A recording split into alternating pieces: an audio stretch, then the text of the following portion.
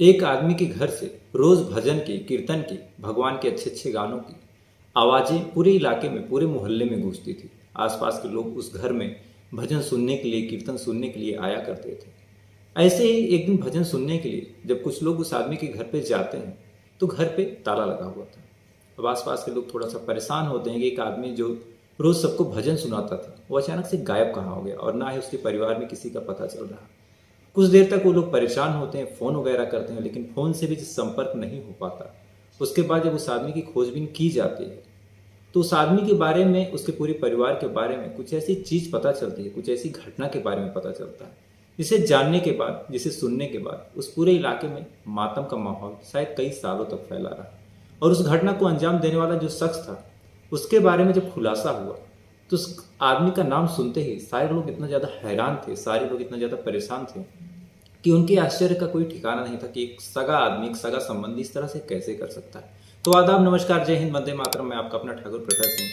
आज मैं जिस कहानी के साथ, जिस सच्ची घटना के साथ हाजिर हुआ हूँ, इस कहानी को, इस सच्ची घटना को बताने का, सुनाने का, समझाने का सबसे बड़ा मकसद यही है कि इस कहानी के कई पहलू हैं।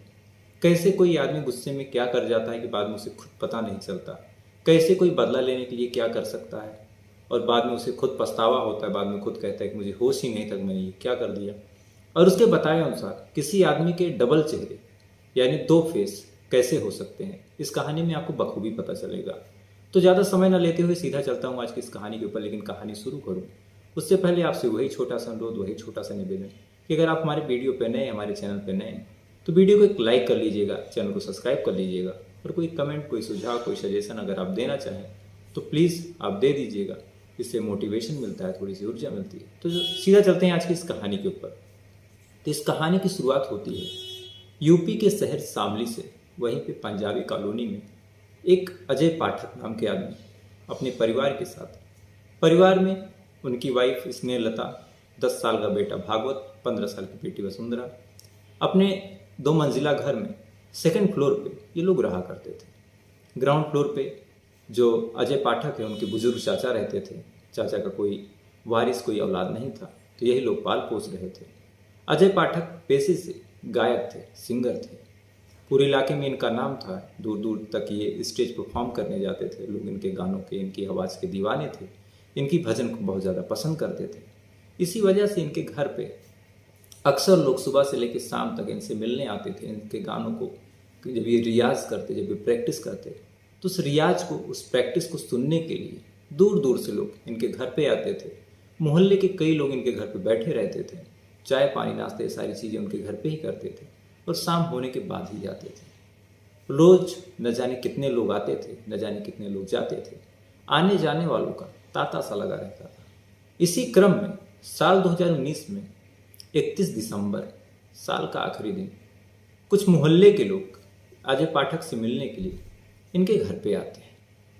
क्योंकि इनका जो घर था, जहाँ पे ये रहते थे, जिस कमरे में रहते थे, वो सेकंड फ्लोर पे था। तो आने के बाद चाचा से आदाब करते हैं, नमस्ते करते हैं। उसके बाद ऊपर इनके कमरे के रुख करते, कमरे तक जाते हैं। तो जाने के बाद देखते हैं कि कमरे पे ताला लगा हुआ है। अब सारे लोग काफ़ी ज़्यादा परेशान होते हैं कि अचानक से अजय पाठक कहाँ चले गए, साल का आखिरी दिन है, हम लोग मिल भी नहीं पाए।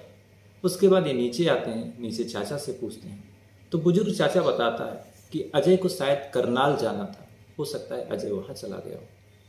अब ये बात जब ये लोग सुनते हैं तो सुनने के बाद थोड़ा सा परेशान होते हैं कि एक बार बता के जाते, हम लोग मिलने आए थे। खैर कोई बात नहीं, एक बार फ़ोन कर लेते हैं। उसके बाद ये लोग फ़ोन करते हैं तो जो अजय पाठक को ये लोग फ़ोन करते हैं तो फ़ोन स्विच ऑफ जाता है। अब अजय का फ़ोन स्विच ऑफ था, लिहाजा अजय की पत्नी जो स्नेहलता है उसको फ़ोन करते हैं, उसका भी फ़ोन स्विच ऑफ जाता है। इसके बाद जो बेटा बेटी है उनका भी फ़ोन ये लोग जब ट्राई करते हैं, कॉल करते हैं, तो उनका भी फ़ोन स्विच ऑफ जाता है। तो एक तरह से सारे लोग परेशान होते हैं कि बिना बताए अचानक से करनाल चले गए। वो भी चाचा श्योर नहीं है कि ये करनाल गए हैं या नहीं, क्योंकि अजय ने सिर्फ कहा था कि उसे करनाल जाना है।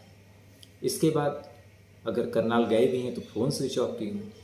ये सारे कई सवाल थे, कई ऐसी चीज़ें थी जो आसपास के मोहल्ले के लोगों को अब कहीं ना कहीं परेशान कर रही थी कि एक आदमी अचानक से, इतना बड़ा सिंगर अचानक से घर से चला गया, घर पे ताला लगा है, किसी का फ़ोन नहीं लग रहा।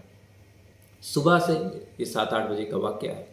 धीरे धीरे 9-10 बज जाते हैं, लोग फ़ोन करते रहते हैं, फ़ोन का कुछ पता नहीं चलता। धीरे धीरे मिलने वालों की जो भीड़ है वो भी बढ़ती जाती है। और इसी मोहल्ले में, इसी पंजाबी कॉलोनी में थोड़ी दूर पे जो अजय पाठक हैं, इनका भाई भी रहता था। बात खबर उस तक जाती है, वो भाई भी आता है। इधर चाचा से जब फिर पूछताछ की जाती है, लोग कहते हैं, तो चाचा कहते हैं कि उन्होंने, अजय पाठक ने एक बार कहा था कि करनाल जाएंगे। अब वो गए हैं कि नहीं गए हैं, इस पे भी मैं कुछ कह नहीं सकता। लिहाजा जब जाने की भी पुष्टि नहीं होती कि वो सच में गए हैं कि नहीं गए हैं, और गए हैं तो फ़ोन स्विच ऑफ क्यों है, तो लोग काफ़ी ज़्यादा परेशान होते हैं। और जब अंदर से भी कोई हरकत, कोई आवाज़ उन्हें मिलती नहीं, फ़ोन स्विच ऑफ था, तो उन्हें लगता है कि शायद कुछ गलत हो चुका है, ऐसा कुछ हुआ है जो नहीं होना चाहिए था। अब इसी वजह से ये सारे लोग उस घर के ताले को तोड़ने का फैसला करते हैं दोपहर के लगभग 2 से ढाई बजे के वक्त पे। काफ़ी लोग हिम्मत करते हैं, उसका जो भाई है वो ताला तोड़ता है। ताला तोड़ने के बाद अंदर का जो नज़ारा था उसे देखने के बाद भाई का तो छोड़िए, जो आसपास के लोग थे, जो आए थे, जो भजन सुनने आए थे, उन सब की चीखें निकल जाती हैं। दरअसल अंदर अजय पाठक और उनकी वाइफ स्नेहलता की लाश पड़ी हुई थी, बिस्तर पे डेड बॉडी पड़ी हुई थी। और उस आदमी को, मतलब अजय पाठक को और उनकी पत्नी को, तलवार से, चाकुओं से काट के अलग कर दिया गया था। इतने लगभग, जो बाद में रिपोर्ट्स में खुलासा हुआ, 15 से 20 या 30 से भी ज़्यादा कह सकते हैं, चाकुओं के, तलवारों के वार उनके ऊपर किए गए थे। पूरा बिस्तर, पूरा कमरा खून से लथपथ था। लेकिन उस कमरे में ना अजय पाठक की बेटी का कुछ पता था, ना उनके बेटे का कुछ पता था। तो जो अजय पाठक के भाई थे, अब वो और ज़्यादा परेशान होते हैं कि चलो जो होना था हो चुका, बाकी दोनों बच्चे कहाँ हैं। तो घर के और कमरों में खोजबीन की जाती है। इधर पुलिस को भी फ़ोन कर दिया गया था। तो बाकी और कमरों में जब खोजबीन की जाती है, तो ग्राउंड फ्लोर पे ही कमरे में कंबल में लिपटी हुई बेटी वसुंधरा की, जिसकी उम्र 15 साल थी, उसकी लाश मिलती है। अब अजय पाठक की लाश मिल चुकी थी, उनकी वाइफ, पत्नी जो स्नेहलता है, उनकी लाश मिल चुकी थी, जो बेटी वसुंधरा है उनकी लाश मिल चुकी थी, लेकिन जो बेटा भागवत है वो गायब था। अब एक घर में जहाँ पे लोग दिन भर में सैकड़ों लोग आते थे, नीचे चाचा रह रहे हैं, उसी घर में कत्लेआम हो गया, मार दिया गया, काट के मारा गया। जाहिर सी बात है तड़पाया गया होगा, और किसी को कानो कान खबर तक नहीं कि ये मर्डर किसने किया। तो लोग घबराते हैं और पुलिस को फ़ोन पहले हो चुका था। पुलिस मौके पे आती है, आने के बाद शव को कब्जे में लेती है और कब्जे में लेने के बाद पोस्टमार्टम के लिए भेजती है। अब पुलिस के साथ साथ आसपास के लोगों में, पूरे मोहल्ले के लोगों में कई सवाल थे।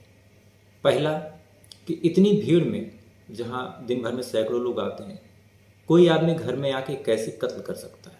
दूसरा, अगर कत्ल हुआ तो हमने कोई आवाज़ क्यों नहीं सुनी। तीसरा, जो बेटा है वो कहाँ गायब है। अब पुलिस वाले जब आते हैं, लाश को कब्जे में लेते हैं, पोस्टमार्टम के लिए भेजते हैं, तो सबसे पहले, चूंकि मामला बहुत हाई प्रोफाइल था, एक परिवार में घुस के कत्लेआम हो चुका था, एक बच्चा गायब था, इस लिहाज से पुलिस फौरन 4 टीम बनाती है और फिर चेक करती है कि क्या क्या सामान मिसिंग है, कहीं चोरी तो नहीं हुई है, क्या हुआ है, कहीं डकैती तो नहीं पड़ी थी। इस लिहाज से जब वो चेक करती है तो पता चलता है कि जो अजय पाठक हैं उनके पास 3 गाड़ियाँ थी। पहला इनोवा, दूसरा टवेरा, तीसरा इको स्पोर्ट। लेकिन 2 गाड़ियाँ तो मौके पे मौजूद थी, लेकिन जो इको स्पोर्ट है वो मौका वारदात से गायब है।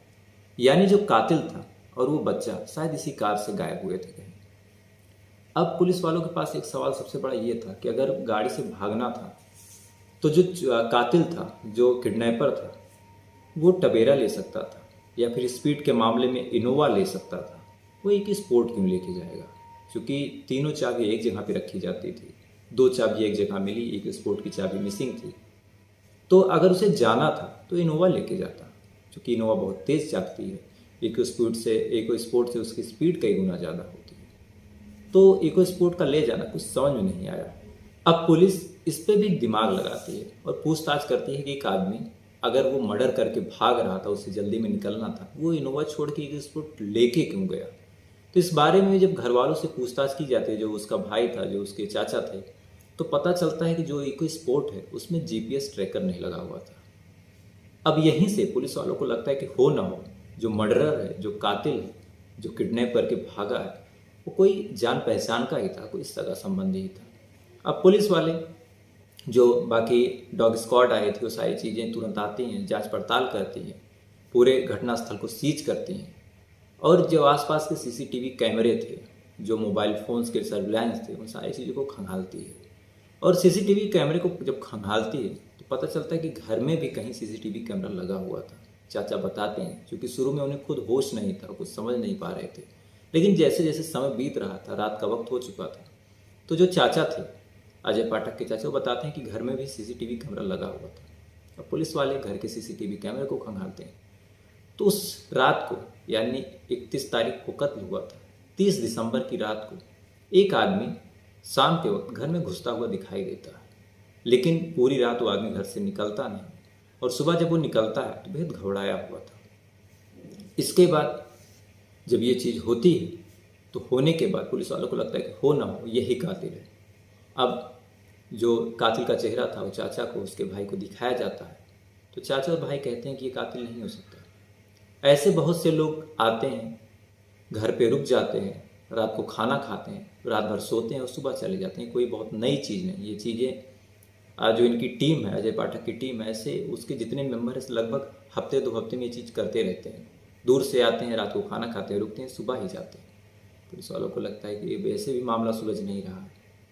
अब पुलिस वाले, जो उनका पूरा ध्यान था, वो इको स्पोर्ट कार पे ही रोक देते हैं कि अब इसी कार को पकड़ना है, जो कातिल है इसी से भागा है और किसी न किसी कैमरे में, किसी न किसी टोल नाके पे ये कार कैद जरूर हुई होगी।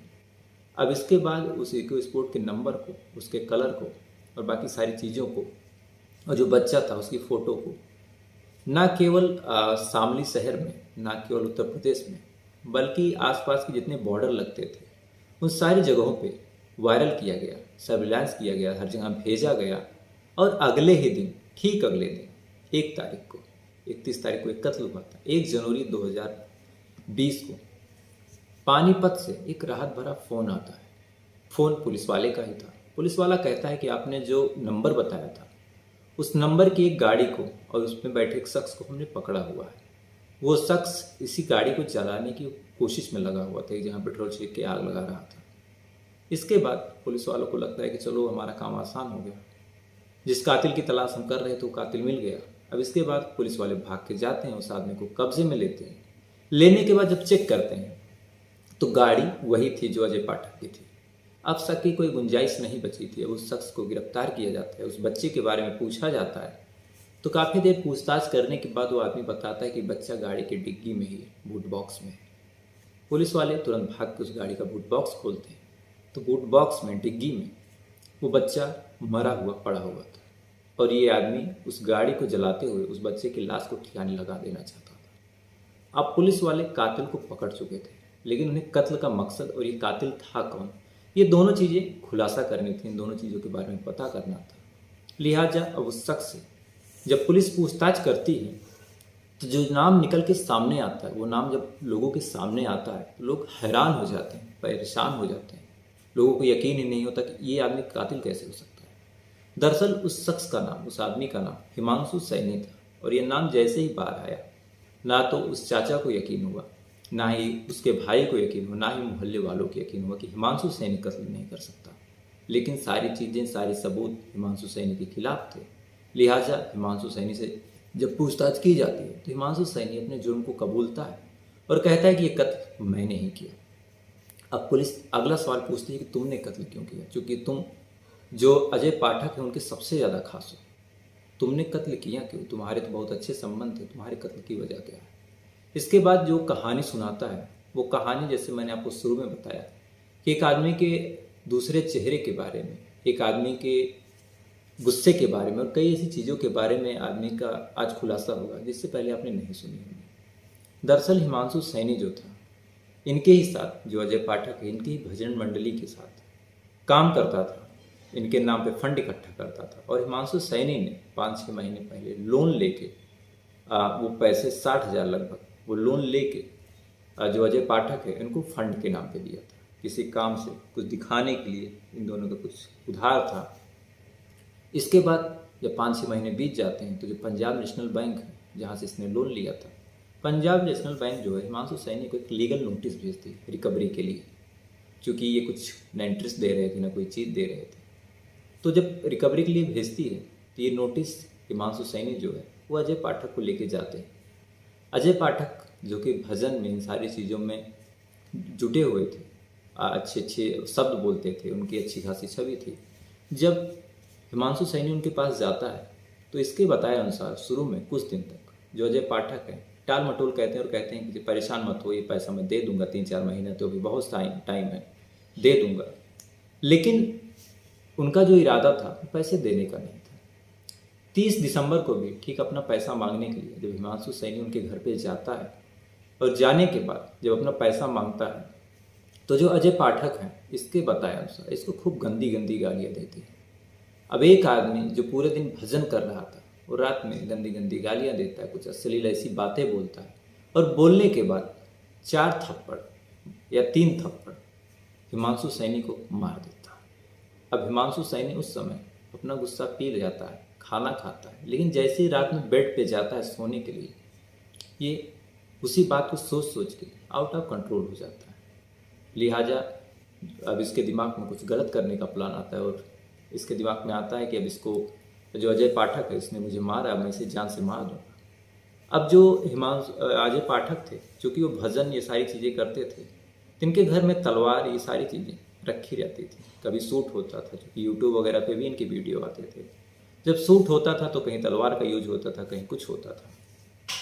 तो उसी तलवार में से जो हिमांशु सैनी है एक तलवार उठाता है, एक चाकू उठाता है और सोते हुए ही पहले अजय पाठक के गर्दन पे तलवार से वार कर देता है। एक ही वार में अजय पाठक का गला कट जाता है, आधा से ज़्यादा कट जाता है। उसके बाद ये दूसरी तलवार का वार उसकी वाइफ पे करता है।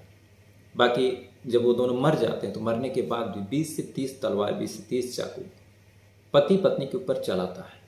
लिहाजा बचने का कोई चांस नहीं था, दोनों मर जाते हैं। उसके बाद ये बच्चों के रूम में जाता है। उसकी वाइफ को भी, माफ़ कीजिए, उसकी बेटी जो वसुंधरा थी 15 साल की, वो मासूम, उसको भी ये ठीक उसी तरीके से चाकू से काटता है, सर पे तलवार से वार करता है, गले पे वार करता है, पेट पे वार करता है। वार करने के बाद उसको भी मौत के घाट उतार देता है। इसके बाद बच्चे को तकिए से गला घोट के मार देता है। अब ये 4 कत्ल कर चुका था। अब जब इसके हाथ से 4 कत्ल हो जाते हैं तब ये थोड़ा सा होश में आता है। होश में आने के बाद अब इसे पछतावा हो रहा था कि इसने क्या कर दिया, लेकिन अब चूंकि ये कर चुका था तो इसे लाश ठिकाने लगाना था और इसे पता था कि जो इको स्पोर्ट है उसमें GPS नहीं लगा हुआ है। अब ये इको स्पोर्ट में उस बच्चे की लाश को रखता है और इसे पता था कि घर में CCTV कैमरे हैं, तो लाश को भी पीछे के गेट से निकालता है, खुद अकेले निकलता है ताकि कैमरे में अकेला जाता दिखे।